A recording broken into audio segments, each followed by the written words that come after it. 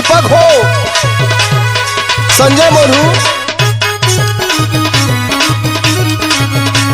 हिलाई के आई हो दादा कहो तनी तनी सुना तो हिवा का भइलो तनी पहले ही हवा आवत रह कि बोलबा लेक्चर झरब। अरे का हो गई? अरे होई का? आई हो दादा हमार कीमती चीज तू मिटा दे होला। हाँ सुनत रह। हाँ बोलो, सुन रहा हूँ। नई हर के निशानी डाढ़ियाई दिहला। हे भगवान बंद बुद्धि एकदम रह गई ना। अरे क्या हो गया डार्लिंग? क्या हो गया?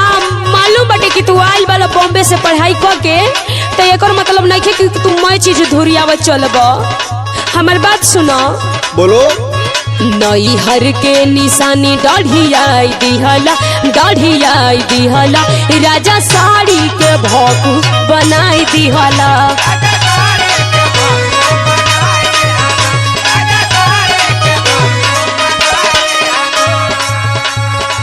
अरे मेरी जान, क्या ये बताओ तुमको कुछ पता है रात में क्या हुआ था? का भइले हो? अगर नहीं मैं ऐसा करता ना हाँ तो क्या होता? क्या होता तने बताइए तो।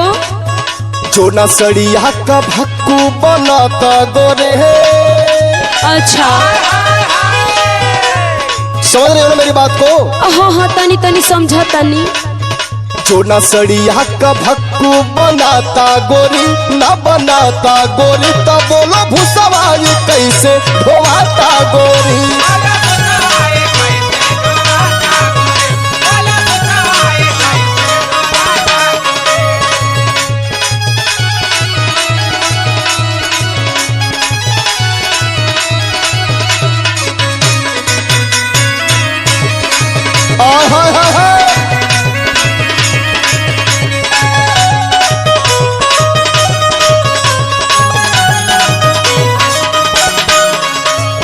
और अखी में उहे सड़िया मिलल कोनो दूसर ले ले रहता। हऊ आप खरीदले रहनी हो ले जाके आजमगढ़वा से। अरे पगली, अंधेरे में मुझे जो मिला आयो मैं अपना जुगाड़ लगा दिया। हमार बात सुनो, कितना कीमती रहल ह। हाँ बोलो। बनारस के साड़ी लेके अइला मोरा भैया, फारी के बकू बना दिहला सैया। हाँ तो क्या करेंगे? हे भगवान हो, इतना कड़कड़ावा साड़ी रहल हो दादा। बनारसी रहली हो। हाँ बनारस के साड़ी लियाले मोरा भैया, भारी के भकू बना दिहला सैया। सुनो। हाँ हाँ बोला। मोरा देहिया में अगिया लगाई दिहला। मोरा देहिया में अगिया लगाई दिहला। हाँ लगाई दिहला, राजा साड़ी के भौकू बनाई दिहला।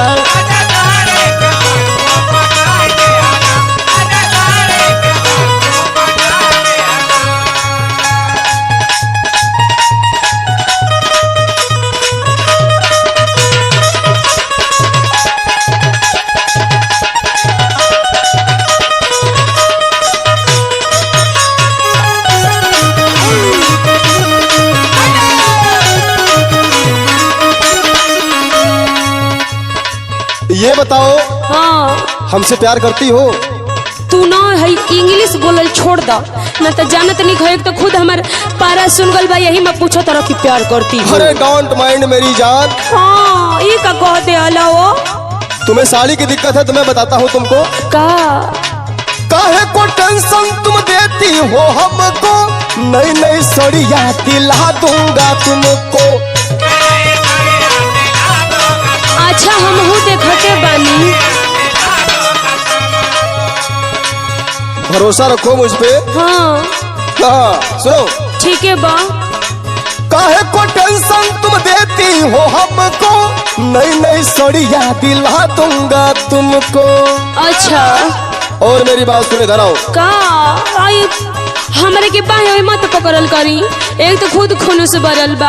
अरे पगले तुमसे प्यार करते हैं ना। अच्छा अच्छा इसी तरह। सुनो मेरी बात। हाँ कहे दीपक तिवरिया न भाता गोरी कमी ऐसा करीला कहे प्रिंस ओमकार तुमको भाता गोरी न भाता गोरी बोलो कैसे के भुसवा धोवाता गोरी